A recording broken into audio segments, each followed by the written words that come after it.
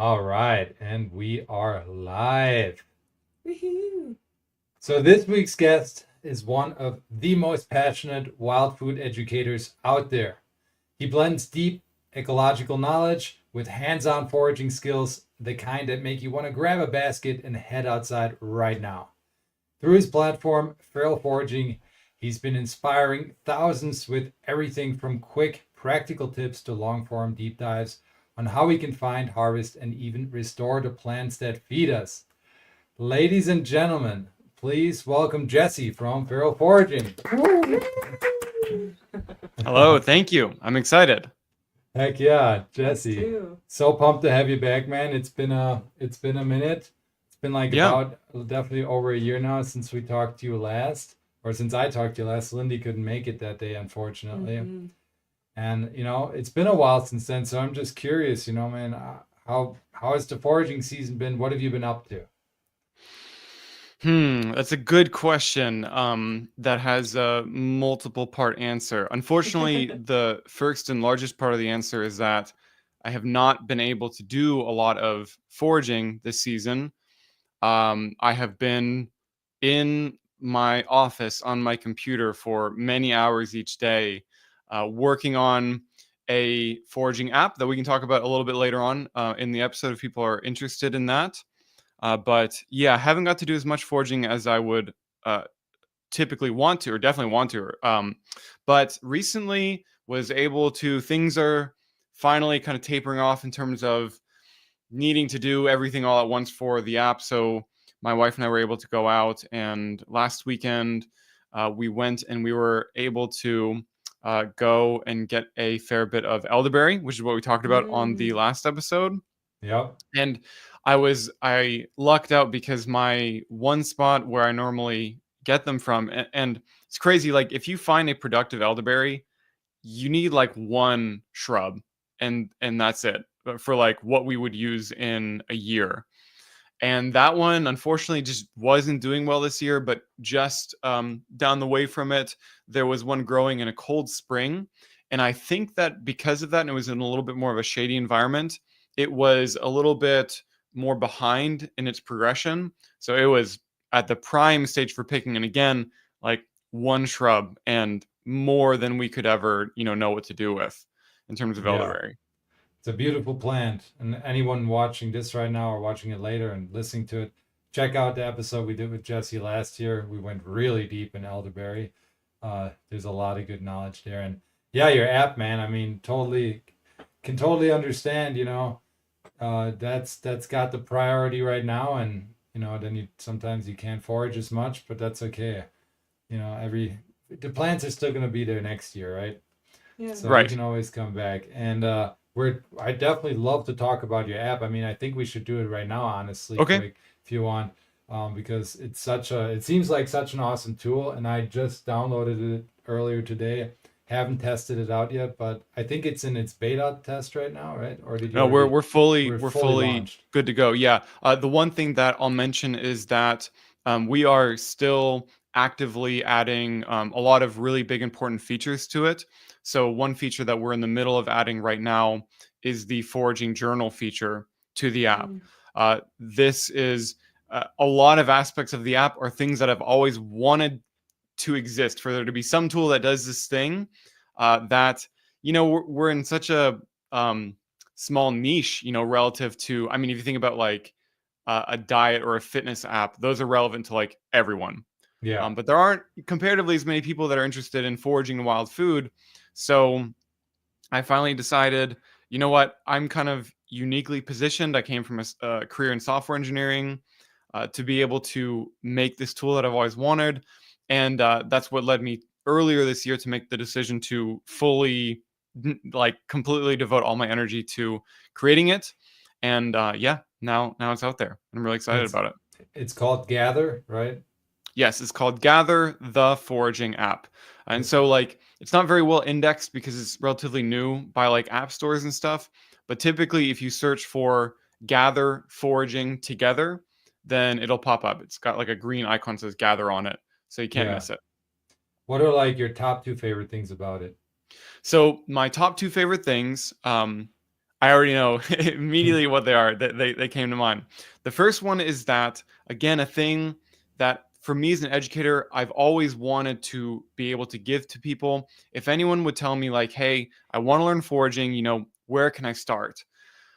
I wanted to give them something where, so the first one's kind of like two parts. I could give them a tool where they input their location and it will provide them with exactly what they can forage that is specific to their area. So only the things that Mm. they're in the range of. And two, that is calibrated or tailored based on the timing of their region. So where you are, foraging for American plums, which we'll talk about, would be at a little bit of a different timing from where I would be here in Alabama. Our timings would be different. So uh, this app will tell you tailored to your area, like when you should be actually going out looking for these things. which is And huge. for Yeah. yeah, I mean, Yeah. for a lot of people starting off, like, I've spent a decade now keeping track of when everything is in season each year.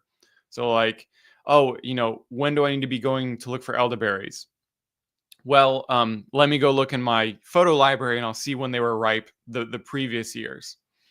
Um, and on top of that, so like for someone starting, you don't have any of that data, so you're kind of like starting from ground zero, and you need to figure out, when are these things going to be, and it's very hard to keep up with all that. Many times I'd learn about a cool new wild food, and I'd miss the season for it. Now I got to wait a whole another year Yeah. before I can Yeah. go and find it. And then a lot of times, like I would really, intend to look for that thing, and then I'd miss it. So another cool thing that we can do, because we can give you that timing, is you can just set in the app, hey, I want to get a notification when morels are available in my area, or ramps or plums or American lotus, and it'll just give you a little notification, hey, this is coming up soon, be ready for it. So That's that's kind So of cool. a three-part first bit of the app. The second one, that I love everything about this, that we're able to create this experience. Lookalikes are, of course, for anyone, especially people starting out, top of mind. What if I mistake something? What if I think it's this thing, but it was actually that thing that kind of looks like that? So we have a lookalikes guide in the app. And the way that it works is we define these specific, I call them lookalike relationships. So the relationship between wild carrot and poison hemlock, or between elderberry and water hemlock, or between American lotus and water lily. And for each of those, that they have that relationship. And though there are some things that are similar, there are many things that distinguish them very clearly. So we define that, and you can kind of go through detail by detail. So you would see a page for wild carrot, and you would see the stem, and you'd be able to see with photos right next to each other that you can zoom in on, that, oh, I can see clearly here that wild carrot is hairy, that it doesn't have these splotches on it, that poison hemlock has these splotches all over it, doesn't have any hairs, that if we look at the underside of the compound umbel, that wild carrot has this, big bract, they call it the queen skirt, because it's also called queen anne's lace, that poison hemlock actually does have one. A lot of people say it doesn't. It does have one. It's just very, very tiny and inconspicuous. Uh, and for a field guide or for a book to have that information, I mean, it would blow up the Yeah. book, right? Like it would triple in size You need a easily, if not library. more. Yeah, exactly. But the cool thing, like one big thing that we set out with the app, is we wanted to leverage, if we're gonna make a digital guide, we want to leverage, the technology that we have available to us. So we're able to, generate each of these relationships that is specific to that pairing. So no matter how many lookalikes are out there, like we can define all those and fit them into a tool that fits right in your pocket. And people can download all the content in the app offline. So even if you're out, far in the field, there's no service, you'll have all the information available to you for foraging out there. That's That's so wild, man. cool. The download feature is huge, especially Yeah. for someone like me here in the mountains. Very often I don't have service, so Right. that's gonna help greatly. That's awesome. So let me see if I can find it on the App Store quick, or so I can show people what the logo looks like, because it's like a little basket, right? Well, I changed it. For now, it's text. I felt like we didn't quite get the basket quite right, so I'm going back and we're gonna try to make a different design for it. Okay. Oh yeah. Second here. So we got Gather Wild Food App. It's probably not going to want to focus. Oh. There we go. Kind of. You can kind of see it. Yep. Well, Yeah, just look up for still that funny. green, and yeah, I'm just tremendously excited for this. I think I kind of really I actually gave out a survey to my audience when we started to build it, which was really helpful and informative. It's designed to be that if you are just starting to learn foraging, that you can jump in with this and get really high quality actionable information right off the bat. Cool. That's awesome. Were you able to use any of the pictures I sent? I can try. I'll try to get more, but they I just kind of went through and found a few in my folders. I don't know if those were helpful at all, or you even see you might have not seen it. I don't know. Yeah, I think I need to I need to go back, and I kind of was just like getting through a few things at the end there in time for launching. But Yeah. a big thing that I'm really excited about going forward is kind of building this Gather app community. And one thing that I'm really looking forward to is being able to work with people like you who are excellent photographers, because I can only cover so many species that are in my area.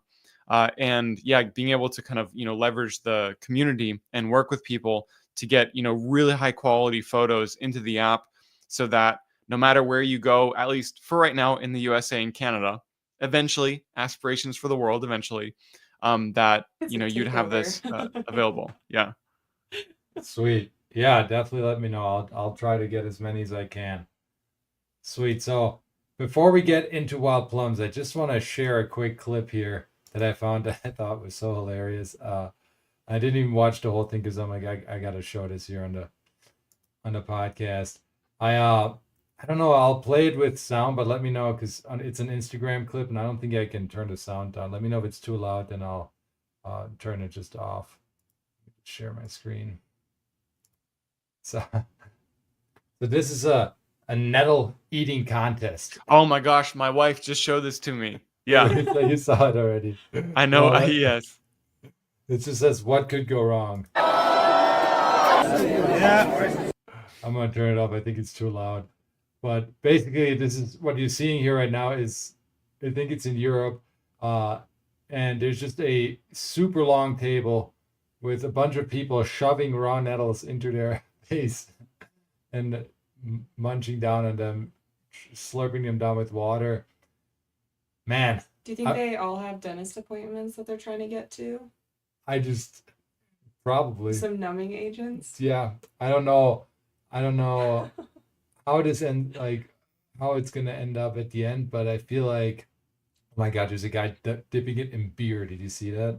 It began in 1986. That's so crazy. I feel like someone's gonna have like a serious issue Like that that guy guy. struggling. So Yeah, I I just wanted to really share that wonder clip. like how, like, I imagine that it's really rough at first, but then maybe it levels out a little bit, like kind of what you're talking about. Maybe you just get completely overstimulated and numbed. I don't know. I think it's gonna just keep burning down your throat a little farther. Well, Yeah. I have heard if you roll them up though, for whatever reason, you can eat them raw. I've never tried that, but you'd think unless those guys are all seasoned nettle eaters, that some of them might have a bad time after eating that much. Kind of a fun thing though. We need to do something like that in the U.S. Yeah. Bring it I'll be stateside. Well, a- we could do I'll be a judge. yeah, we could do the wood nettle eating competition as well. Oh yeah, Yeah, to promote wood exactly. nettle, which not a lot of Way people know about. way better nettle anyway, in my opinion. When it like one the hunt is more fun for me because you're like in these awesome woods, and I like them personally better than normal nettles. Have you experimented much with both? Oh yeah, I think wood nettle is like, in terms of a food, on a whole different plane from sting nettle. Stinging nettle, I mean the stems, I've never been able to find them that good. They've always been kind of tough and fibrous. but wood nettle stems tender in the spring. Yeah, that's There the are money. few vegetables in the world, wild or not, that can rival wood nettle. Even just like out there in the woods, I really like those. Never had Oh, a wood really? Yeah, nettle. yeah. What do you like? For me, like, or Do you her, take the stingers off of them? I just peel them. Oh, I okay. was just peeling them. I mean, it's been a few years since I did it because it was in Wisconsin. Yeah, I was But wondering because you probably don't have wood nettle where you are right now, right? no, no. Yeah. Mm-mm. But yeah, we were just peeling them and then just eating them. I think that's how Sam Thayer has it in his book, and that's where I got the peeling from. Mm. But yeah, they were nice raw. Like, but I yeah, believe it. cooked even better, of course. So yeah, people watching, listening, check out the wood nettle if you haven't. Way better edible in my opinion. But for now, let's talk wild plums. I'm Okay. pumped about this one. Wild plums, I have yet to find like a wild one out here in Montana. I know they're around. All the ones I've seen are on people's properties. In Wisconsin, I used to have a epic spot for wild plums that was next to like or very close to an abandoned orchard on public land. It was a hunting spot, but yeah, they were very plentiful. But for the listeners that are new to wild plums, what exactly are they, and where can they be generally found in the U.S.? Yeah. So wild plums are there's two different kind of divisions of wild plums, and they're largely broken up into what we would call the old world plums, so from Europe and Eurasia, and the new world plums native to North America. Uh, in the wild in North America, you're primarily going to be finding, as you would expect, the New World plums, the North American native wild plums, and they can be found um, anywhere from all the way down in Florida to I think pretty far north. I wouldn't say it would go all the way to Maine, but relatively far north. You can find them all the way into Colorado, and there's even a species that grows in California as well. I think it's called Pacific plum, Mm. but they thrive in more kind of like open, brushy areas.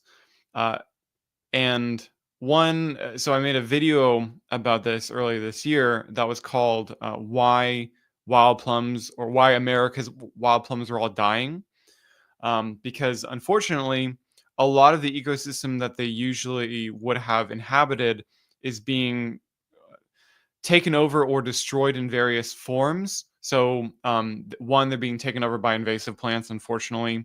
Things like Bradford pear or mimosa tree or privet and honeysuckle, they just, I mean, you can see it, unfortunately, where I am everywhere. Like all these places where there are remnants of plums there that are not doing well.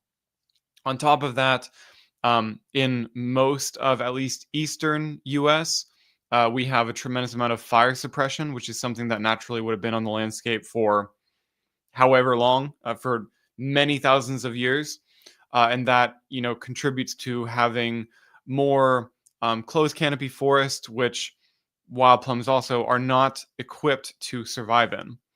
A lot of people have this idea that the epitome of nature is an old growth forest, but that is one very specific kind of ecosystem that there was probably far less of than people would imagine uh, across North America as a whole, certainly in Eastern North America and in Western as well.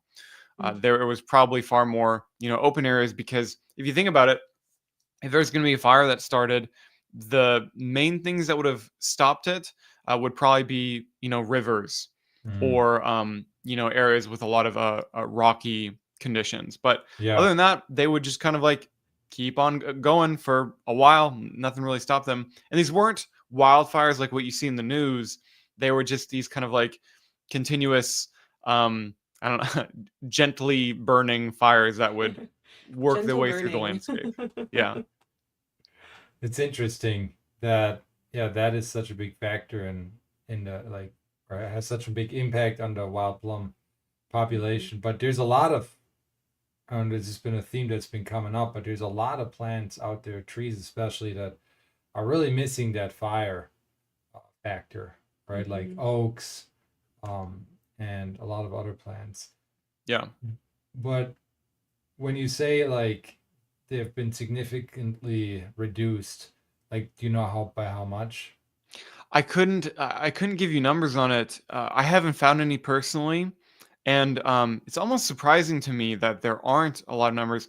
It kind of goes to continue to show how, unfortunately, for whatever reason, just like America hasn't seemed to care much about plums in the modern history of America, the way that we Mhm. did with things like American chestnut or with elms today and things like that. For whatever reason, plums seem to be largely flying under the radar. Now, I mean, of course, they haven't been hit quite to the same degree that some of those other trees have been, but even I would guess that you know I would throw out a number there like maybe 100 times less, 100 to 200 times less. I'm just kind of like um, guesstimating there. Uh, just going off of stories that I hear from where I am in North Alabama, hear a lot of stories about where there used to be plums. Mm. And I know of a lot of those places, and you can kind of see a little bit of the remnant of them where they've been cleared for development or where they're now taken over by invasive species. But they're very much relegated in my area to a few roadside remnant populations where you can find them, and a lot of times it really is those roadsides because they're clear enough that they can survive and they never let the trees get too big, so they never get completely shaded out, and they're just kind of like hanging on as best they can out there. Mm. So yeah, they don't really thrive inside the thick tree canopy cover. They need that sunlight. Yeah. Yeah, which is the same for many other, especially wild food species and wild food shrubs, like blueberries aren't going to thrive in a dense shaded canopy. Serviceberry as well would not. Elderberry wouldn't. There's a ton of examples of that, which is why a common phrase that I like to say is that fire equals food. Fire creates these conditions that lead to there being more food on the landscape, not just for humans, but for all species, animals, insects, like everything is benefited from there being, a more open environment in many cases. Yeah. And I just want to shout out quick in the chat. Hi, Mike. And hi, Hoosier Foragers joining today, too. Heck yeah. So That's awesome. you mentioned the New World species, and the one I'm most familiar with is the Prunus americana. That's Mhm. like kind of like the general uh, wild plum, right? How I learned it, at least. I just want to share quick what I found, like a USDA map, just for people to see if they're even in their state. They cover a pretty wide part of the United States, so this is just one of the species. What other species did you mention them already a little bit ago? No, we haven't gotten into that yet. Yeah. There are a fair bit of them, but there are probably like 5 or 6 that make up the bulk of what you'd find. So in my area, the most common one is Chickasaw plum, which is Prunus angustifolia. Then we also have a little bit of Mexican plum, Prunus mexicana. That one is a little bit more to the south and a little bit more to the west of where I am. In Texas, there's tons and tons of Mexican plum. There's some cool ones out there like beach plum, which quite literally grows on the beach. I haven't got to visit Really? them yet, but I had to research them when I was working on the app, and it just made me want to visit these beaches that are. I think for that one, it's primarily in Eastern North America. So, like these beaches that are in Virginia and that kind of area that are just covered with these. By the way, also the flowers of wild plum trees are gorgeous. Like one of the most beautiful, vibrant flowers that you'll find in the spring. Very early flowering, amazing for pollinators. They smell incredible. And we'll talk about this in a little bit, but they're the best time to go looking for plums. But yeah, so we talked about Chickasaw plum, American plum, uh, beach plum, and then there's, a few other ones here and there. There's the Pacific plum out in California, and then there's Canada plum, which is a far north species that you find. But there's a lot of them. Yeah, there is indeed. And here in Montana, I've been on the search for them, like I said, on public land, and I got a hot tip from Tom Elpel that their range kind of ends by the Billings area, which is about 2 hours east of us. So Mm-hmm. I need to find time to get after them during the time where it's best to kind of look for them. So what is that time? When would you recommend people go out and try to find their wild plum trees? Well, it depends. And this is why I made Gather, the foraging app, because it'll tell everyone for where they are when those plums are going to be available in their area. So I would say that right now ish, going into September for more of like, north of Kentucky or so, tends to be around when American plums are ready for picking. I need to go and double check on what those are. People can also, sorry, it's just like naturally, I talk about these features. You can put in, so like if you wanted to look for when they're available in an area that you wanted to look for them, you could use the travel mode. You can say, I want to see what the timings look like for this area, and then it'll show you even though you aren't located there. But yeah, if I'm not mistaken, for more of the northern region, north of Kentucky would be in the September-ish time frame typically. That's for American plum, as well as for Mexican plum, kind of, and they have a different timing behavior where they seem to want to be hanging around for as long as they can. They want to mature their fruits for as long as they can. Chickasaw plum takes a different approach where it tries to get in and get out. So it's trying to flower. As soon as those flowers are done, it's setting the fruit, and it's like those fruits are trying to mature as quickly as possible. So in my area, it tends to be the end of May towards the beginning of June when Chickasaw plum is ripe. So when I post about it, and when there's people that are further north that aren't aware of that species, they're like, "Oh my gosh, like how are your plums ready that early? That's crazy." But that is kind of a interesting, peculiar behavior of just Chickasaw plum. Mm. Right. And then in the spring is when I would usually go back in Wisconsin to at least find my patches of them because they flower then, right? And they have these beautiful white flowers, like you mentioned. And actually, Mike had a comment here just now. He said, tuning in to see what I can learn, following along in the field guide. I would bet many plums are mistaken for pears during the flowering stage. And I think that is very true. Even crab apples, right? That's all. I always miss at the beginning messed them See up the with crab flowers. apples. And honestly, I need to look back at it. I think it has something to do with the stamens, isn't it? Like they have. For crab apple, off the top of my head, I would imagine that many of them are probably going to have, probably on average, more of pinkish petals than plums would. Plums tend to be more on the pure white end. The flowers of crabapple probably are going to be a little bit larger on average. I don't have a lot of crabapple in my area the way that you guys do further north, so I don't know about that one off the top of my head. And I would need to investigate a little bit more. But for pears, particularly like Bradford pear is the one that you're going to encounter. Uh, you'll develop the sense of which is which pretty quick, but really like if you're looking at them up close, number one, the most obvious is the smell. Wild plums smell fragrant, floral, sweet, aromatic, and Bradford pears smell like dying fish. So that's a very easy one. Bradford pear tends to have pinkish anthers, and wild plums have yellow ones, tend to. And then you get into the growth habits, the big one. So especially American plum, and Chickasaw plum as well, and many and most other ones are a relatively low growing tree slash shrub. They're kind of like in the middle there, where and they grow with a more open crown. Whereas with Bradford pear, they grow much more vertically and much taller. So if you see something that's like, relatively narrow and it's like 12 feet tall, almost certainly it's going to be a Bradford pear. Unfortunately, if you see something with white flowers, it's probably Bradford pear just because there's so much of it. But you'll be surprised how quickly, like, just kind of making note of each of them, that your brain will filter out. Like your brain will know that one's food, that one is no good. Mm.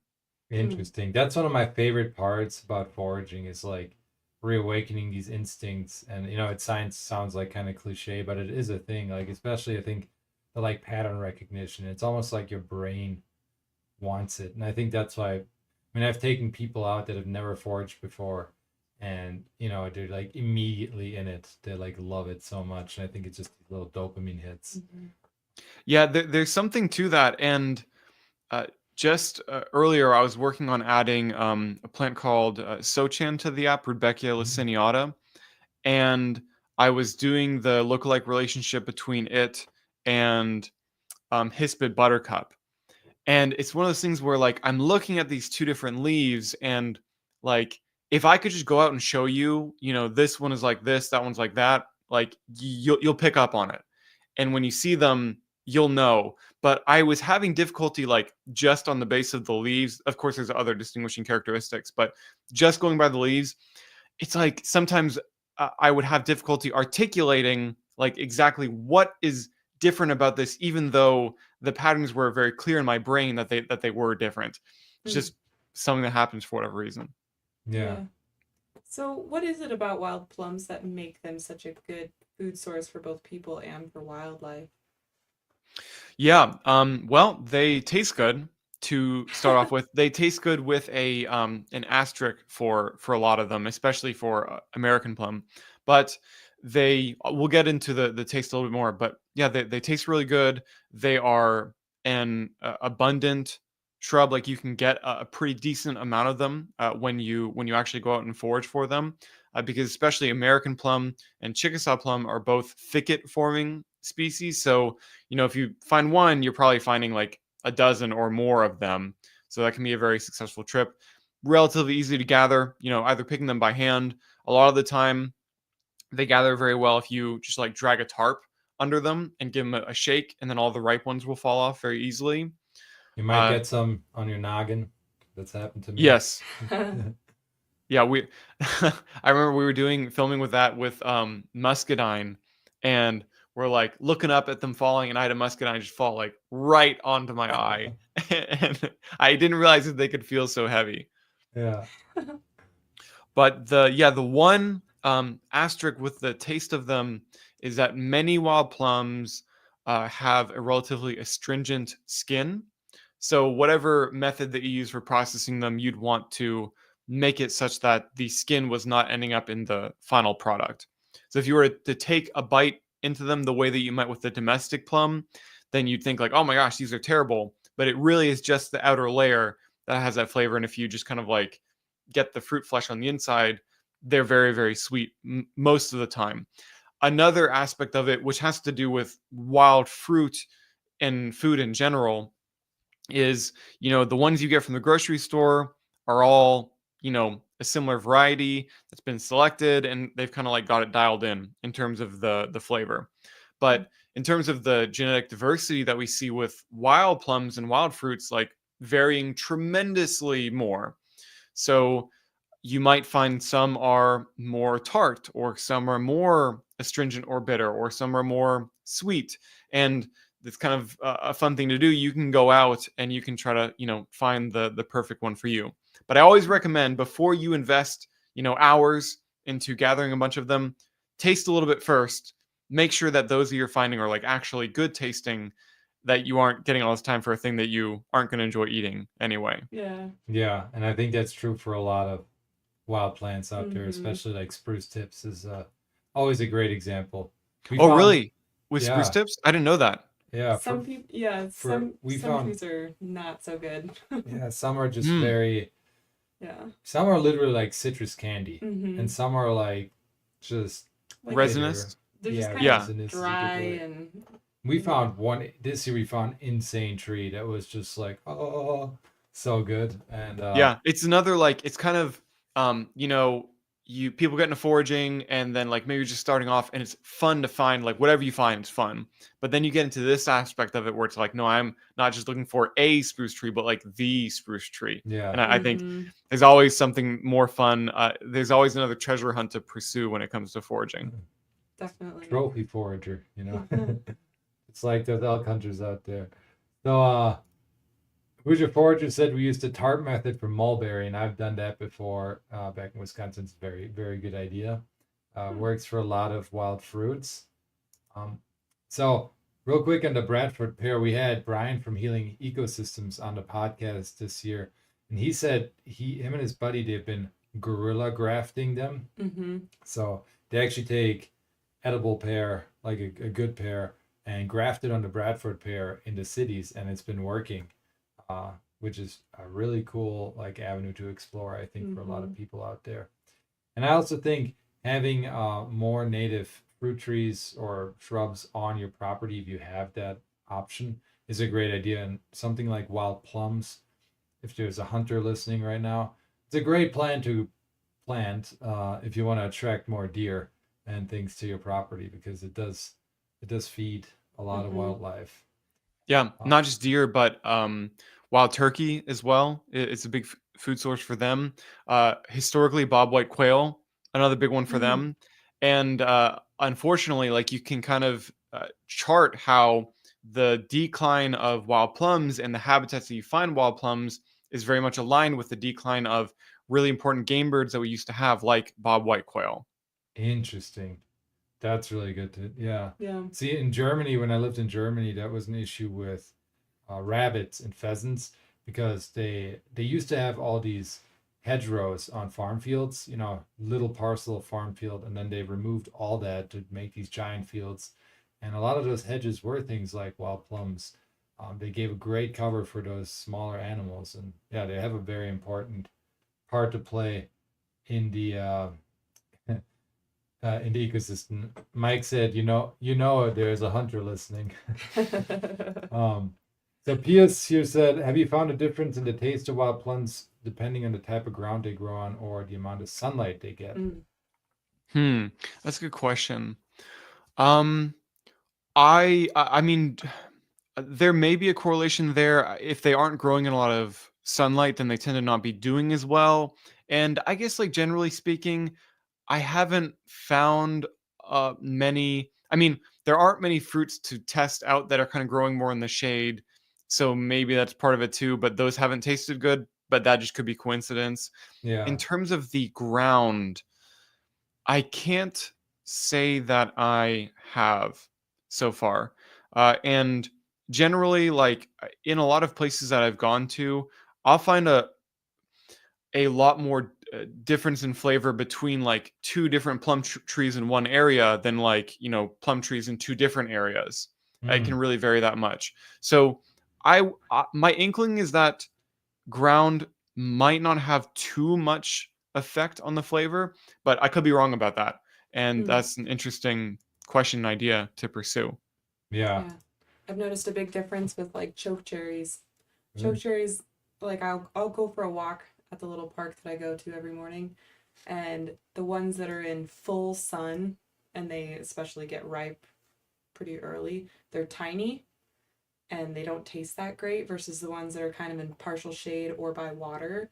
They're super fat and they taste really good. At the same time of year, they're both ripe. Yeah, we have found that, especially, I mean, the thick ones, they just have so much more juice and pulp to them. Makes them a lot better. Yep, definitely. I would say. Yeah. So you also challenged the more trees is always better mindset that's in the modern environmentalism. Why can this actually harm species like wild plums?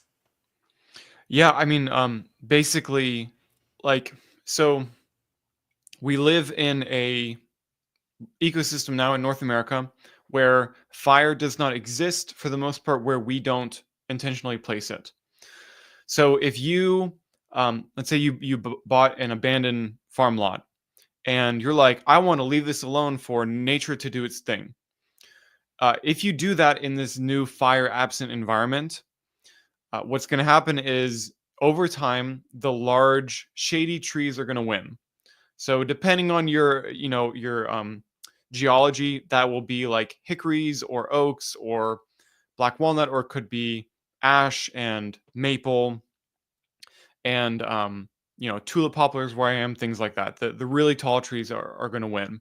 And you're eventually going to end up probably with an environment that doesn't have a whole lot of food in it.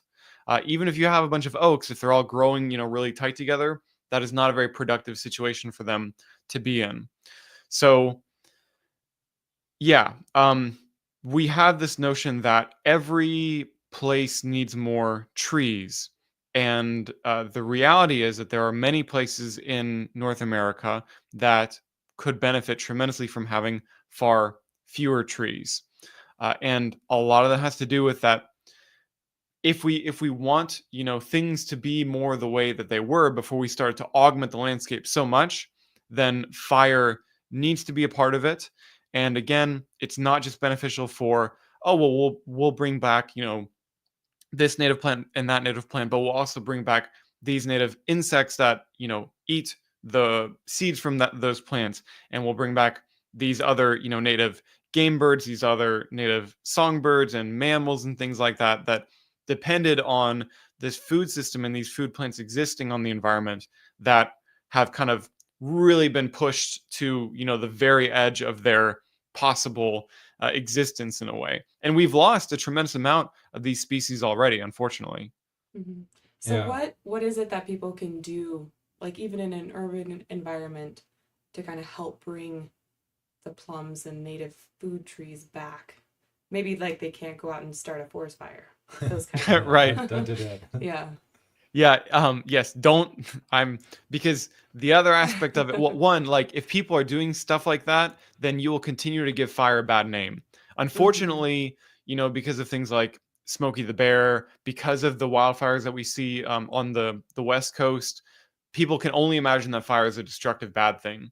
And we really need to be changing the public perception of that it's actually a very necessary and a very restorative thing to the landscape potentially. So yeah, we um, on the one hand, I talked about this with a friend of mine. His name is Kyle from Native Habitat Project in the Plum Mhm. video. And he actually brought up something that I wasn't expecting, which is I was asking him about like, where can they find people to, I'll get back to the urban question. I realized that I went away from it, Hmm. but we'll talk about landowners really quick. Like if you have Hmm. some land, it doesn't have to be a lot of land, like what can you do? And depending on where you are, but there's a good chance in North America that your land could benefit a lot from having fire on it. So I was like, how can they find someone who is a prescribed, fire certified person in order to do that?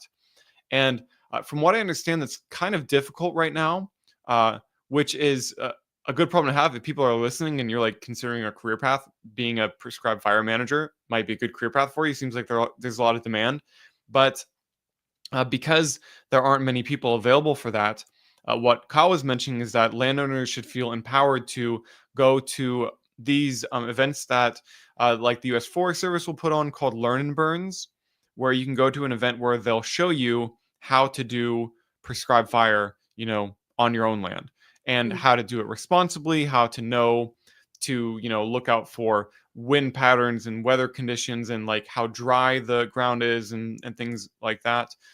I can at least speak to that in Eastern North America, where you guys are, the things might be different, and then people there could teach landowners of what that would look like.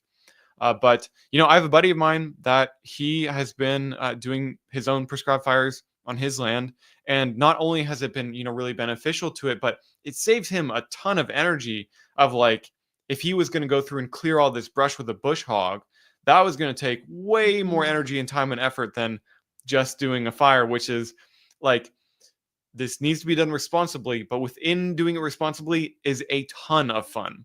A ton of Hmm. fun. Like it's just an incredible thing to take part of. And you see like animals respond to it in a really interesting way. You'll see like deer come out to investigate it. Turkeys will often come to areas that were recently burned. It's just like a really cool thing. But for the urban people or people who are in a situation where there's no fire burning of the land to be had, maybe you're in a neighborhood like where I am, um, just plant them. Don't plant domestic plums, plant native wild plums of some kind, and that'll be different depending on where you live. Yeah. Have you tried it? I think they need to go through a cold stratification period, like where the seeds gonna put them in the freezer for a while. I remember I was trying to look into it. Yes, the seeds of I would guess all of them need to be cold stratified. So you'll gather them at one time, and then you'll clean them. You'll get all the pulp off and everything. Maybe it'll be part of your processing of like when you're getting the pulp anyway.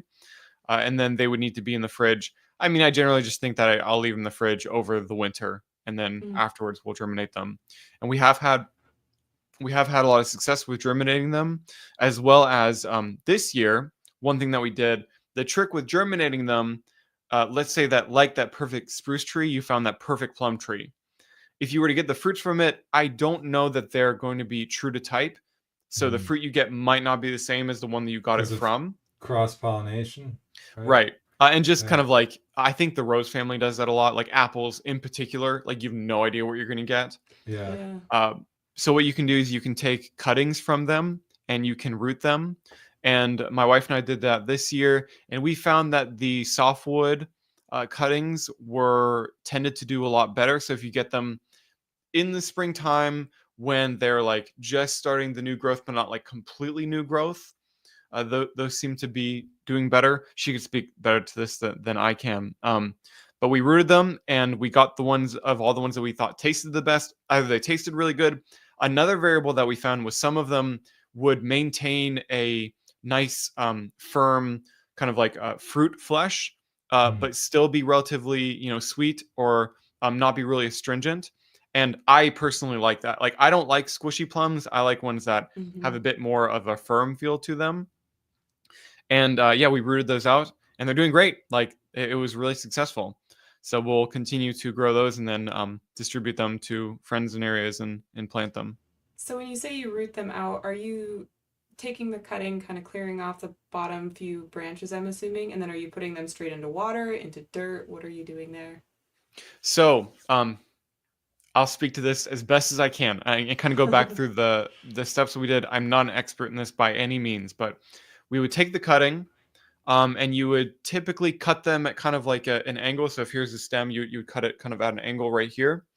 And then we would dip them in a little bit of water, and then we would dip them into rooting hormone, which is it's like some product that kind of stimulates them to produce their roots. And then we'd put them into like potting soil or a potting mix of some kind. Okay. And the big thing after that is we keep them in a little kind of like chamber that we made, and where we're spraying them every day, because you want to make sure that they maintain adequate moisture. If they dry out, then they'll die and they won't do anything. Yeah, and we experienced that with choke cherries this year. We actually tried to do cuttings and just spread them outside on public land in the area we were taking the cuttings from. But just to see. we did a whole video on it. But I did check recently, and I had chosen a spot where all the grass grew way higher than the actual cuttings, so I think it just kind of got drowned out. They had leaves on them for a second. They did for a while, yeah. And then the rest of nature happened. Yeah. So keep that in mind if you're picking a spot for your cuttings. Don't plant in the spring. You might not see that the grass is going to grow that high. Mike said, by the way, plums are awesome for stuffing a turkey, in my opinion. It keeps them moist from the inside, and the flavor hand off is sweet. Nice. Yes, I can see that. I've never tried that. I used the wild plums mostly to make wine and just eat them raw, honestly, but I could see them being amazing in some sort of baked good, maybe even some bread, some bread dough, probably be pretty tasty. Do you have your like one favorite way to use them? I think my favorite way is just jam. I really like plum jam, and there's something about the flavor that is like, it's reminiscent of something to me. Like there's one other thing that's kind of like it, and I don't know what it is, but I love it for whatever reason. It turns into jam really well, so you don't need to add anything to it. You just kind of like get your pulp and you heat it up, and you keep on stirring it until it kind of concentrates down and jams up or gels up slightly. And yeah, we made a bunch of that. But then what are some other things I've experimented with them, other than just having them fresh, which with Chickasaw plum, the cool thing about Chickasaw plum, it's widely regarded as one of the best tasting wild plums out there. And there is some theory and evidence to suggest that Chickasaw plum actually started way over in Oklahoma and was only spread through the southeast by human means. Hmm. So for Native Americans, like they're like, oh, this one's really good. We want to bring it to other places too. So that's pretty cool. And you can, when you taste it, you can understand why. Like they're very good. Many of them are very sweet, and they are not, on average, they're not very astringent. There are Mm. some that are, but you find many that are not astringent, which is really cool. So yeah, jam is a favorite one for me. I've done fruit leather. It works very, very well for fruit leather. I've done some weird ones like making a preparation that is called umeboshi, which is a Japanese preparation that Oh, they do with ume plums, yeah. and not intended for the kind of plum that American plums are all, but it worked pretty well. So like effectively, it was like a sweet and salty plum, and it I was pretty good love umeboshi paste. The best thing to do is to put it on corn, which sounds on totally crazy. corn. Yeah, you like grill a corn cob, Hmm. and then you spread it on there with a little bit of butter. It's like Ooh, addicting that sounds. because I it's can like see the that. sour and sweet. You get a little salt on there. Oh my gosh. Yeah. Yeah, I've never had any of that. I'll have to try it. I forgot about that.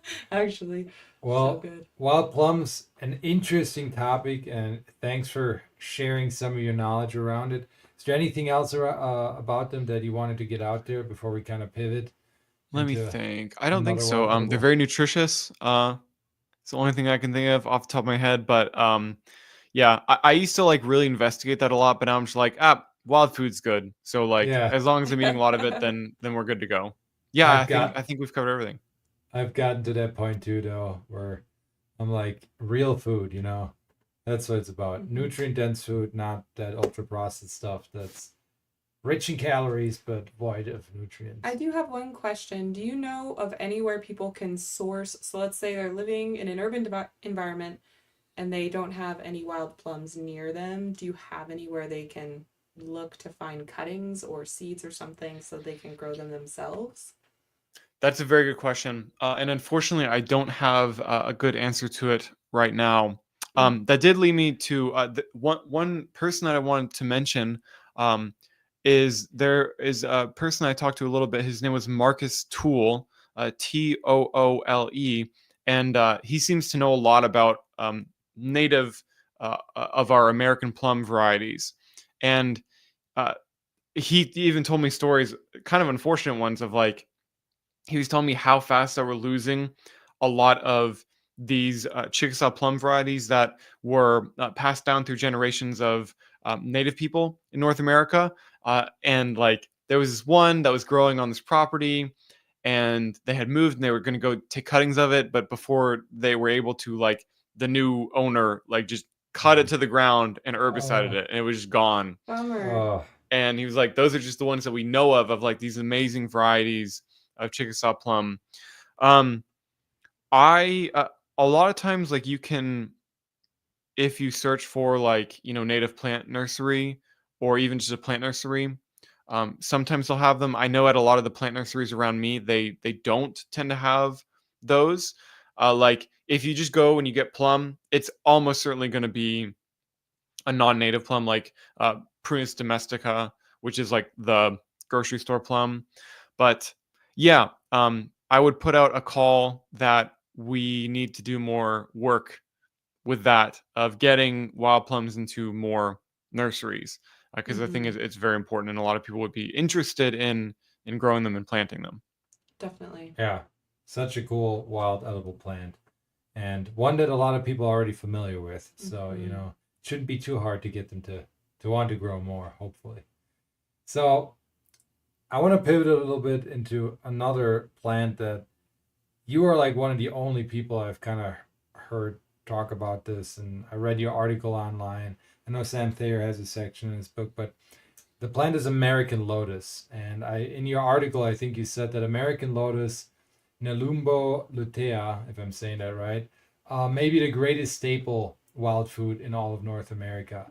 And that's the kind of statement I personally like to hear because, learning about a edible plant that can provide a ton of food and become an actual staple, that's what I'm always searching for and trying to give to the Year of Plenty audience, since I want them to, yeah, forage, but I also want them to be more resilient. Like, find a food that, or foods that can actually help them out in situations where they really need it, and make that a staple and make it a yearly routine to go after those things. So what is the American lotus, and where is it typically found in North America? Yes, all of that I believe is true about American Lotus. I would say that it is maybe only rivaled by, it is rivaled by wild rice in terms of just the efficiency of being able to, not just like the calorie efficiency, but the volume that you'd be able to gather of it in a season. And yes, everything about it is amazing. I feel like in the modern world where we have modern processing tools, we will be able to unlock American Lotus in a way that our ancestors would not have, because the one trick with them, if you're foraging for the seeds of them, is they have a relatively hard shell coating that is not very easy to efficiently separate from the nut meat on the inside. But we'll get into all of that. So, American Lotus is a very close cousin of a plant that many people are familiar with, which is just lotus, or what many people call sacred lotus, or pink lotus, Asian lotus, which grows in, East Asia, in China and Japan and Korea and places like that, and India. And unfortunately, yeah, to me, it's very unfortunate that many people have heard of lotus and they only know of lotus in East Asian cultures, when we have always had this plant here in America. American lotus has always been here, and it is just completely overlooked and ignored. And it is a crime, basically, that is happening, because I could, and we will, talk about all the different ways of why American Lotus is so amazing. But one trick with it, for foragers, is that it is an aquatic species. So you will need to, wade through the water in some form or fashion to be gathering it.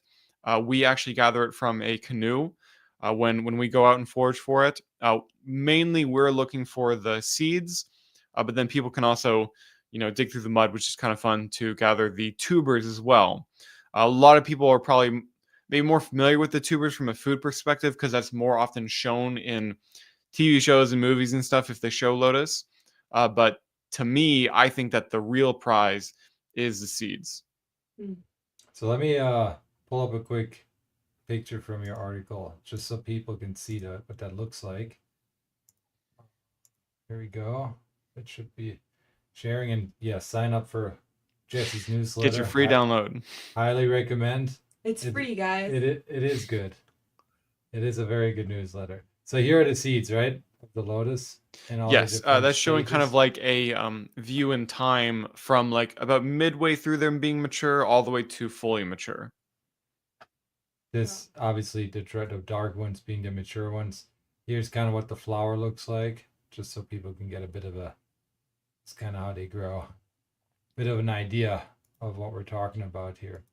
And as far as the map goes, from what I could find on the USDA map, is that they're native in most of the U.S., more so the eastern and midwestern side. Skips over the Rocky Mountains. Skips over Montana, sadly. Buggers. But yeah, so there's a little bit of a reference point.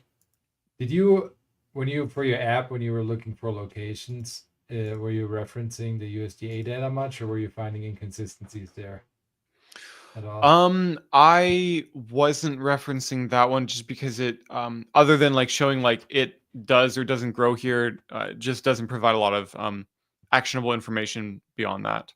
Right. Yeah. I always like to look at it, like, or at least show people at least, so they can be like, oh, well, this actually grows in my area potentially. Mm-hmm. So what is it that kind of drew you to the lotus? How did you first get into foraging for it? Yeah, I think that, so I first read about it in one of Sam's books before the field guide came out, and I just like it all sounded pretty cool. I thought it was interesting, and a friend of mine locally knew of a place where we could go out and we could forage for the tubers. And so one winter we did that, and we got them. And I was like, oh my gosh, these things are delicious.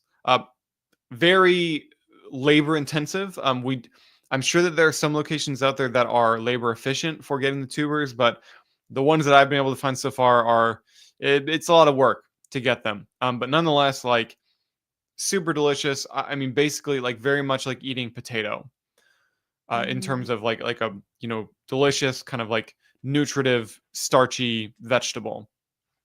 So that kind of like got me interested in them, and I started to do more research on them and learn more about them. And I later that year, so like the following season after that winter, we got to go out and we didn't know anything about them. We just missed the season, so we gathered a few like remnant seeds that were left behind, and we processed them a little bit, and it was like pretty cool. And I never really did a lot with them because I just didn't have enough to go through all the work to get them. But so like the next year I was like, if there's one thing I'm gonna forage this year, it's gonna be American Lotus. And yeah, so then the next part of the story is I saw a post from someone that I had followed for a long time, someone that actually got me into foraging way back, over a decade ago. And his name was Daniel Vitalis, and he had a show back in the day. It was called the Rewild Yourself podcast. That's what got me into foraging. But he had a new show called Wild Fed, and he had put out some social media posts where it was like, "Hey, we're looking for ideas for our next season. Comment your ideas." And I was like, I know that they haven't done an episode on American Lotus so far, and American Lotus is a really cool plant. Like, I'm just gonna tell them about that, and they're not gonna respond, so it'll be fine. Well, they did respond, and they're like, "Hey, that sounds really cool. We want to do this episode. Like, are you still down for that?" And I remember being like, actually, can we wait like one more year because I want more time to like become a bit more experienced with this before we record a TV show episode of me like showing people about this plant. Yeah. And they're like, well, as a TV show, it's always like year to year, so like it's kind of now or never, because you never know. I was You like, might cancel it. Yeah. yeah. I was like, okay, well, let's do it. They're like, we're not going to put you on the spot to like make you seem like an expert or anything like that. You don't need to be an expert. It's fine. I was like, okay, we'll do it. Boy, oh boy, was that stressful. Yeah. But I'll tell you what, by the time that we got to that episode, it was like, thankfully with Lotus, it's a relatively long season. So it's kind of like an indeterminate vegetable, like tomatoes, like it'll flower and go to seed like for as long as it can. So there was kind of like a month and a half gap there where I was able to go out and be working with it a lot. And I I spent many hours becoming as much of an American Lotus expert as I possibly could, so that I would kind of know what I was talking about when it came time to do the TV show. Yeah, so that's what led to my rapid initiation with American Lotus, and I am incredibly thankful for all those things that led to me developing this relationship with this plant. Other than acorns, I don't think that there's another plant out there that I have a deeper relationship with. And like, sorry acorns, but Lotus has officially like knocked it off in terms of my number one favorite wild food Wow. in the world. Nice. That's awesome to hear, man. That's a great story too. I love that. Yeah, thrown to the wolves. Yeah. And it's funny, Yeah. like I love Daniel Vitalis and all his stuff, and I've had him on the podcast, and yeah, his show is super good. Anyone that has the chance to check it out should. And I haven't seen the episode with you yet. I know it's out there, so I gotta go check that out soon. Yeah, I think it's like September or so when the season from like earlier that year like comes out on like where you can watch it on like Prime and things like that. Yeah. So yeah, we loved how the episode turned out. We had a friend of mine, or like a now friend of mine, that came on to do the meat half of the part of that episode, and we all became friends, and it was really good. It was a really good experience. That's Stressful, awesome. like this year we're out there foraging for Lotus, which unfortunately is not, well, fortunately for the TV show, we had an amazing season last year.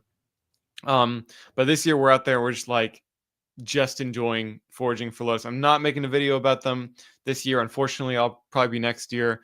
Just, unfortunately, I often don't take time to actually enjoy foraging in my life anymore. So that was a good thing to get to do. Just Yeah. enjoy it. It comes with wanting to do a good video. You then focus so much on that you're kind of always out of the moment a bit. So Mike was saying, I haven't seen it, but supposed to be around. I'll keep looking now. Definitely, Mike. You should definitely look for Lotus. I wish we had it here. And it does have some pretty deep historical ties here in North America and Asia, right? You kind of alluded to it, but do you have any info that you found through your research, that you could share about kind of the historical significance of it? Yeah. The first bit of it is that unfortunately there is not as much available to share as I would like for there to be. An interesting thing that I experienced with working on the app was I had to do a bunch of research on Western species in North America.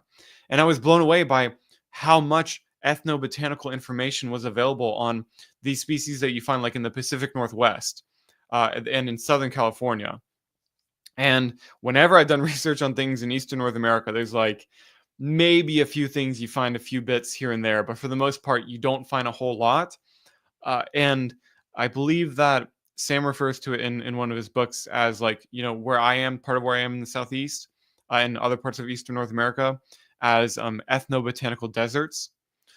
Because unfortunately, in the history of North America, the colonists of North America got rid of the people who had the culture that was associated with this plant before they could ask them, like, hey, what do you think about this plant? Like, what's your relationship with it? So there is not a whole lot available for us to be able to look back on. One thing that we do know is that to the Osage people, that this was one of their 5 sacred foods. And I think it's a very cool thing, and I totally understand it too, that wherever lotus is found in the world, it seems to be a sacred food to those people. I think that speaks to its significance and how important that it was, and how much people probably relied on it. Another thing that we are fairly certain of, if I'm not mistaken, is that similar to, it's funny that we're covering these 2 different plants, but similar to Chickasaw plum, if you look at kind of the genetics of it, it would suggest that lotus was a primarily, southeastern, southern-ish species that was brought north by people, probably because, it was such an important food plant. Yeah, super cool. And I did, Osage, I think is the tribe. I did read there's a whole PDF out there on Google that goes kind of into the history of it, and there's the religious significance and kind of how they prepared it. And it seems to be such an awesome plant. And from what I was reading too, I mean, it's not just a tasty plant, but it's also incredibly abundant in its range. Like you can get miles and acres of it, right? Yeah, if anyone wants to plant it, you can plant it, but you're going to, if you have like a pond, it's going to fill your pond, especially if you have a shallow pond. Like if it probably wouldn't grow in water that's like 12 feet deep or so, that might be where it's reached its limit. It won't grow in relatively fast moving water. So like if you have a shallow pond, then they're gonna do their thing. And it can grow like out of the pond too. From my understanding, like if the water's a bit lower, it could literally like reach several feet out of the water. So they're not just sitting on top of the water with those big lily pad like leaves, which is kind of cool. Yes, that's actually a big distinguishing feature between lotus and lily, which a lot of people kind of like conflate the two. They're kind of one and the same. So like water lily is going to have, a leaf size about this big, maybe like a foot across or so. They have notches in their leaves. The leaves are almost always like just on the surface of the water. But with lotus, more like, can be like 3 feet in diameter, can be very, very large. They do not have notches in the leaves, and very often they grow far, far above the surface of the water. Hmm. That has to be pretty awesome if you have like, let's say, 6 foot above the water and you take your canoe through it. I could just see that being a very like romantic moment. Like you're in like Little Mermaid or something. Yeah. Yeah, we've gone through, and like, yeah, sometimes you can feel like you're kind of going through like a little like aquatic jungle. It's pretty cool. Yeah. That's awesome. So, what role does lotus play in the ecosystem, and what wildlife depends on it? That's a good question.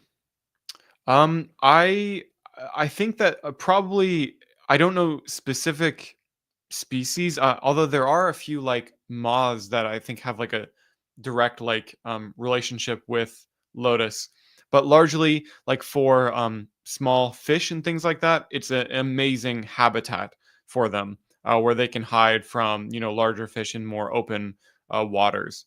Mm. But yeah, on top of that, I know that there's probably a fair bit of mammals that eat the seeds of them, because when they fall in the water, they sink.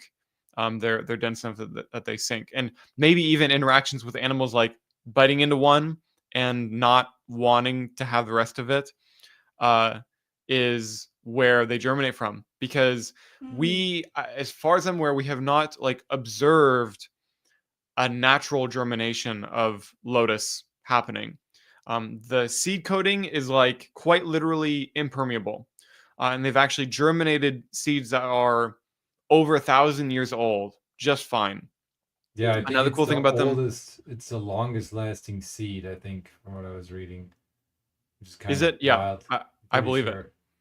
And from a foraging perspective, it's really cool too, because with a lot of things, you get home, you just did a bunch of foraging, and you're super tired, but now you got to like process all this stuff so it doesn't go bad. Yeah. With lotus, like, you could throw it in a corner and like don't need to worry about moisture, don't need to worry about anything. It's gonna be fine. Don't need to worry about at all. It will remain completely fine. Last year, um, I brought some of the lotus seed that I had, and I went up to visit Sam Thayer, and he had some lotus seed that he had foraged from like well over a decade ago, and we ate both of them. No difference in quality. Huh. Wow. Exactly the same. That's Like, crazy. there's just not a loss in quality. That is I joke that crazy. it's one of it might be the only wild food that you can reasonably forage for your great grandchildren. Yeah. Whoa. Wow. I gotta try them out.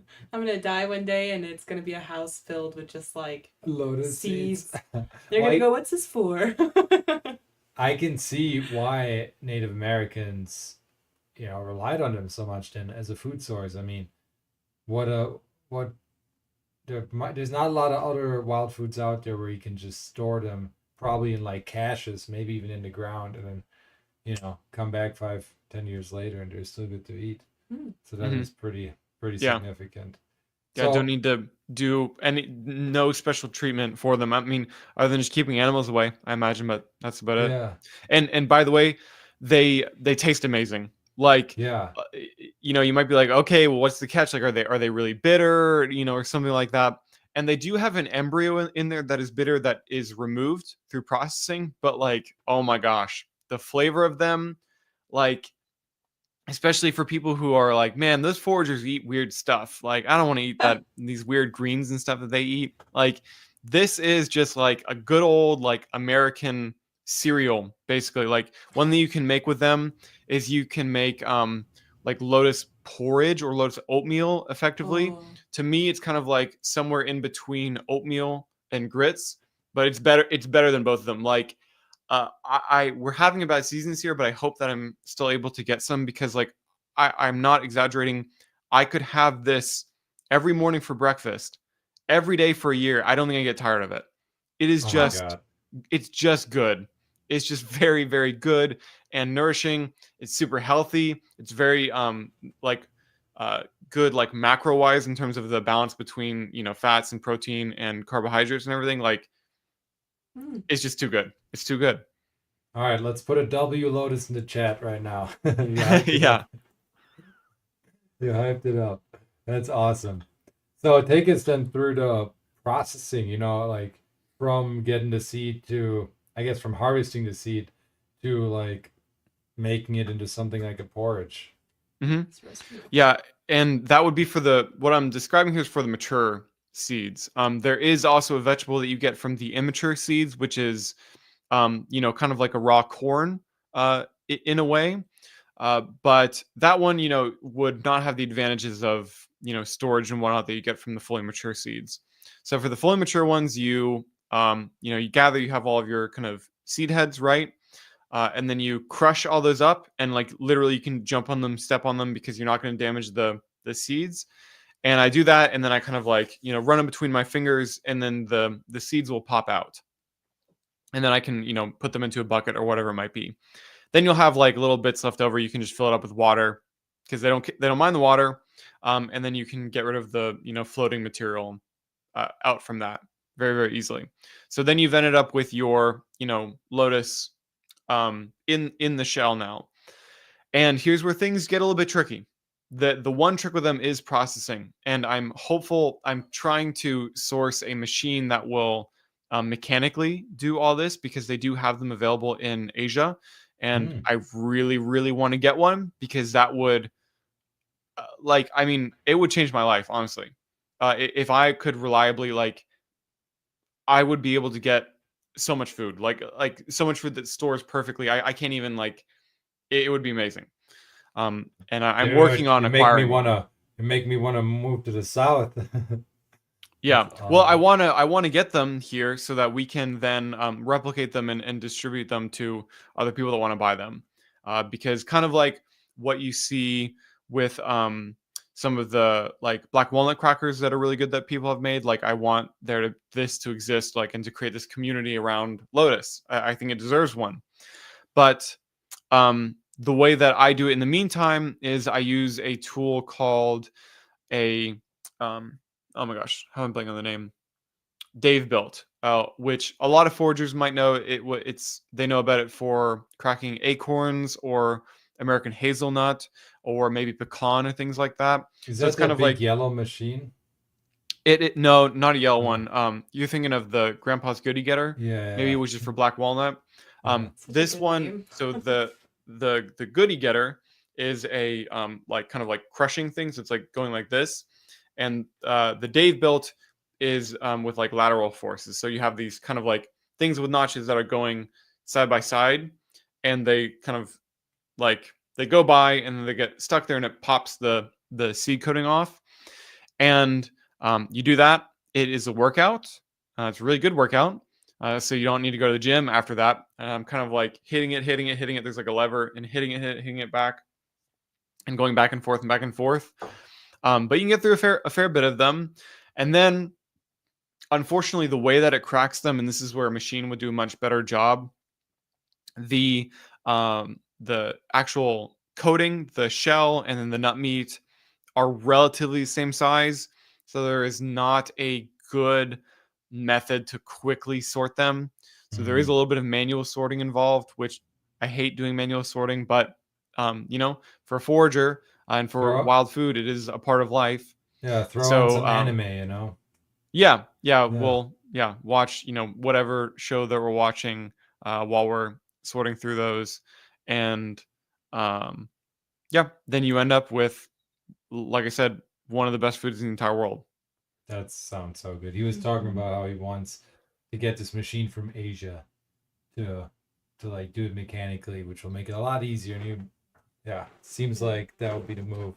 That is super cool, man. So Mike also says in the chat, as much space as they take, I also wonder what its effects on O2 levels are in water. Overnight plants tend to suck out O2, sometimes killing ponds. Is that a Mm. thing with them? I know they're a pain in the butt for like boaters and fishermen. But what about the O2 levels? Have you looked into that? I'm not sure. Yeah, Yeah, I don't know about anything like that. would be Mm. interesting to know. Are there like any major toxic lookalikes, or I mean the lilies, but are they really toxic? No, and like I mean, the part that you're actually foraging for, like you would know, oh, this isn't the thing that I'm looking for because the seed of lily is like an urn. So like really no, and the root is not the same. If I'm remembering correctly. So yeah, there's really not a toxic lookalike. A lot of aquatic species are uh, kind of like that, where there aren't too many things that look like them. A lot of aquatic species are very safe, like from the species itself.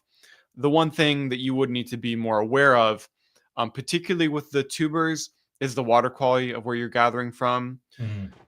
My general sense is if a lot of people fish there, then I'm comfortable foraging there too, especially the seeds, because they, in theory, I don't have hard evidence about this, but like in theory, they would, you know, if the tubers are kind of, they're like, they're gonna swell and then they're going to expand when they grow out, and they're going to swell and expand. They're probably going to be bioaccumulating more of whatever might be in the water, and I don't think the seeds would as much.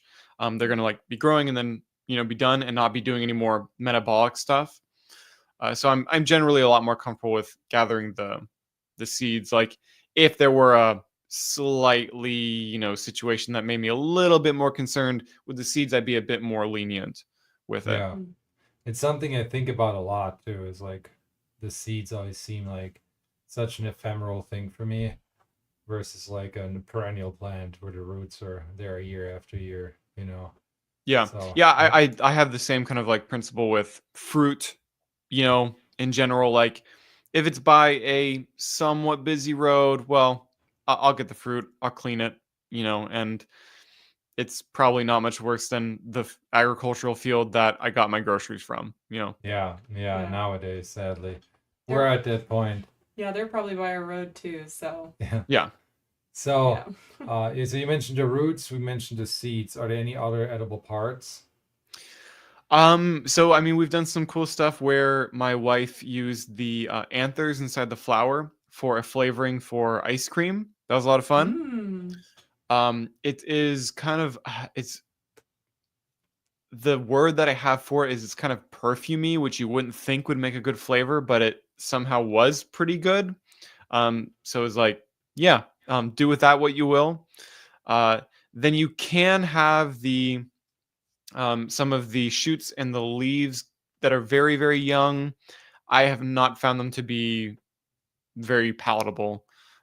We experimented with like wrapping rice in the leaves. That was a thing that we saw different cultures doing, and it was okay. But I'm not too keen on doing it again. I feel like I did that and tried it, and it was cool.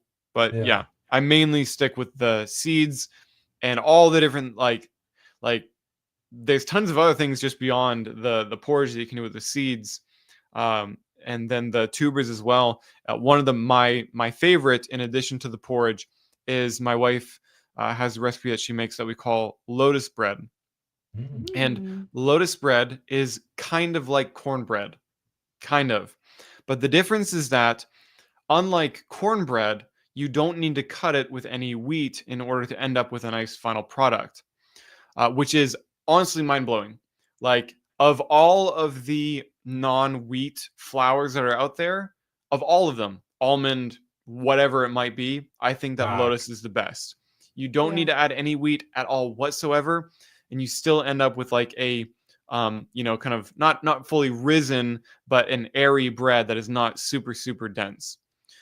So we say Mm. that um, Lotus is not Lotus cornbread.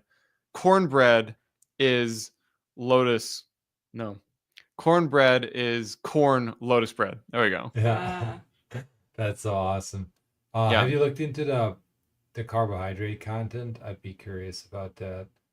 If I remember correctly, it's like Let's see. a I think you third. had it. You had it in your article. I think. Did I? Let me check. Double check real quick, because that's something I'm always interested in. Is just the carb content. I try to keep it semi minimized. I don't know. It's just pointing out A seed has 332 calories per 100 grams. A lot of micronutrients like zinc, copper, folate, iron, magnesium. Yeah, not specifically carbs. Would be.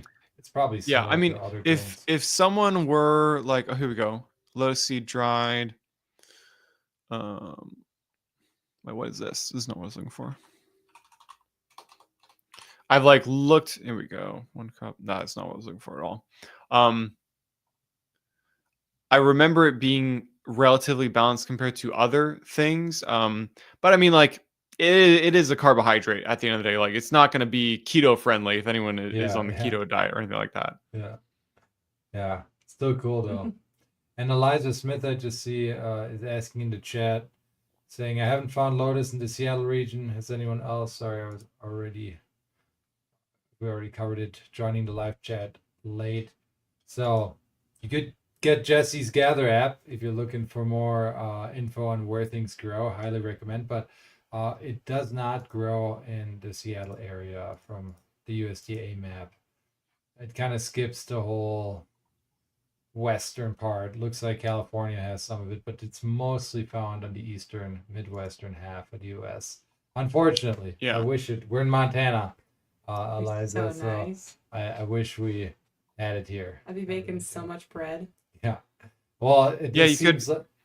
Go ahead. experiment with growing it in, ponds and river systems. Don't grow it where people drive boats. They'll get really pissed off about it. There have been, very focused campaigns on getting rid of lotus, just like we saw with getting rid of wild rice and things like that. They don't like it for fancy, you know, boat marinas and stuff. Hard to Yeah, drive your yacht through a We lotus need field. to. Oh yeah, no, that's not gonna fly. I hope. See, that's another reason why like this foraging education through your content, through our podcast and videos, like even for people who don't forage, I hope they see the value in these plants on the landscape and in the ecosystem. They don't want to do stupid stuff like that after learning about it.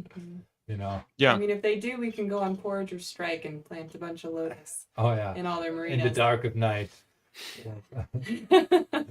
And it does sound like the lotus is like seems to be a road trip worthy plant.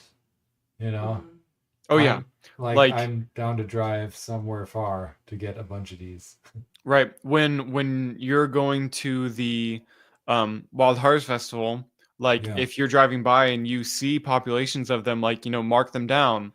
And because yeah, like if you find a really good thriving population, the one trick is that some of the northern populations don't readily produce seed as much as the southern ones do, just from my observations. But if you find one that is consistently producing a lot of seed, yeah, you could go make one trip and you could get a lot. yeah, Especially if you have like a canoe or something like that. Like we'll fill up our canoe with them. right. And my parents live in Wisconsin, close to the Wild Harvest Festival, so they have kayaks. Just Yeah. saying. Wish we had more time. Yeah, we're very excited to meet you there in person. You're gonna be doing a whole seminar there, right? Yes, on Lotus actually. Oh, Whoa.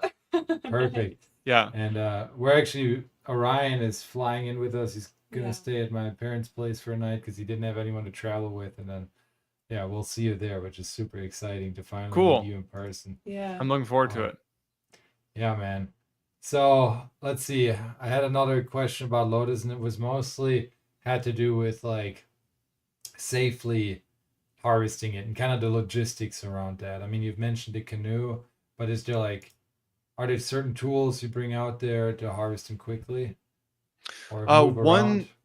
One tool that I have ordered because the one that I was using did not work very well. So I tried to use like a hook that you might see that people have for like hooking a boat, like to catch a boat ramp or Yeah, yeah. something, or a boat dock. And I found like a metal one that works great for a lot of things. Like it works great for elderberry and like kind of as a fruit hook. For lotus, it doesn't work super well. Because it just doesn't catch the seed head right. But what I've gotten is I just ordered one of those apple picker or fruit picker things where it's kind of like a cage.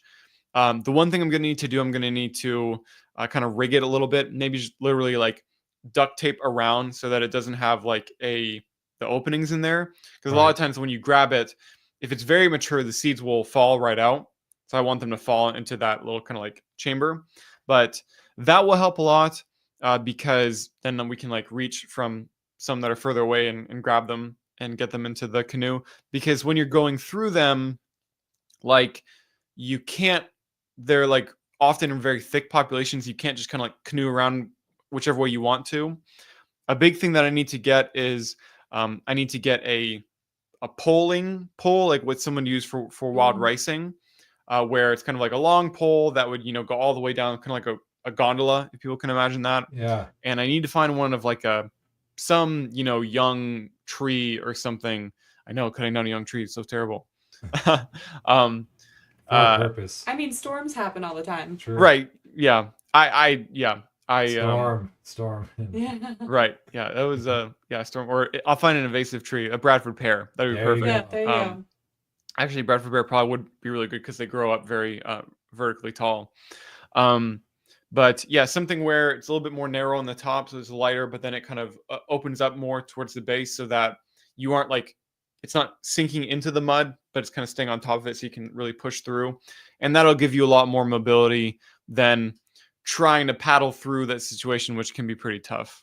Yeah. Cool. For the tubers, it's like you just kind of have to dig through the mud.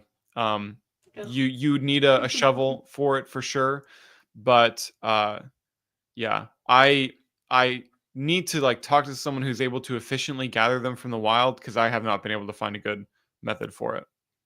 Okay, sweet. Well, Jesse, that is all of my questions I had for Lotus and Plums for you. Yeah. Anything else about these two plants you want to get out? I think that Lotus is the most amazing plant in the world, and I just want more people to know about it. And a big thing that I was kind of thinking of with when we were talking about people and what degree they're going to be into foraging stuff like that is I think that we need to create more space for, like, there's a lot of people that forage for just morels, and like you don't need to be you don't need to forage for everything, but just foraging for some things is really good. And I think that Lotus and Plums both are really good candidates for, like, every year you go on a trip for Wild Plums and you go on a trip for Lotus. I think it's a very accessible, very rewarding and incredible wild foods that a lot of people beyond just the foraging community, beyond just the hunting community, could really engage with. Yes, absolutely. And that's why I always like to bring these type of plants up, because like those staples, like I was saying earlier, that are really worth your time, and even better if they're low effort. But sometimes putting in that effort also makes it so much tastier when it's later on your plate. Yeah. Lindy, did you have any more questions? No, that was it for me. Let's just look through chat real quick. I think we answered most of them in there. B. Hendricks said life is beautiful. Indeed. Well, Jesse, thank you so much for joining us today. Where can people, right now, the listeners, the watchers, where can they find all your tremendous work you've done, and of course your app? Shout that out one more time and where they can find that.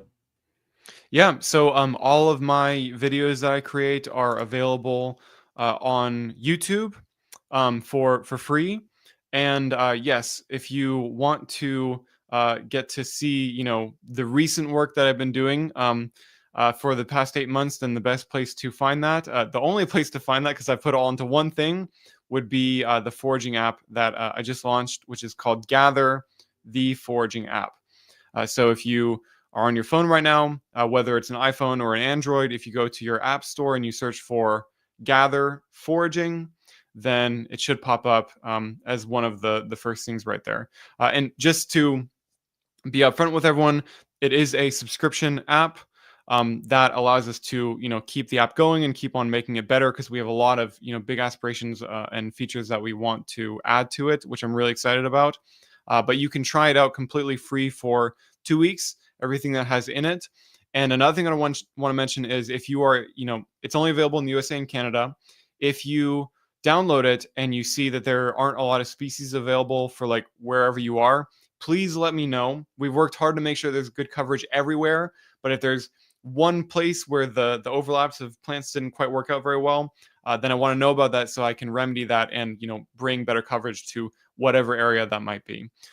If there's any other thoughts or concerns that people have when they're using the app, please reach out to me, because I'm really working hard and I want to hear from everyone for how we can continue to make the app better. It's just a project that I'm really excited about, that I really genuinely just want people to use and to get value out of. Yeah, I remember last podcast we talked already before you had this app. I can just, since then, I can totally feel your excitement for giving people these tools. And I think this is going to be an epic tool for foragers to have, and the price is super fair.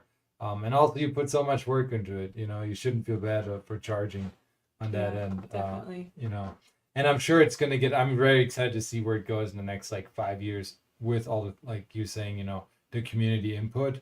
It's an awesome thing you're doing, man.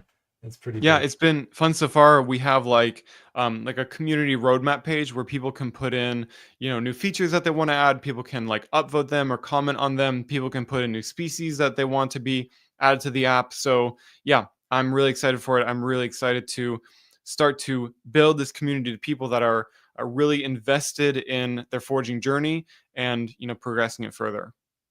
Heck yeah. Beautiful. All right, guys. Thank you so much for watching live. Mike, thanks so much for coming back. Who's Your Forager? Really appreciate you guys watching. And yeah, Jesse, thanks again for coming on. That was great. Thank you. Enjoyed it as always. See you next time. We're gonna end the stream. Bye-bye. Bye. Bye, everyone.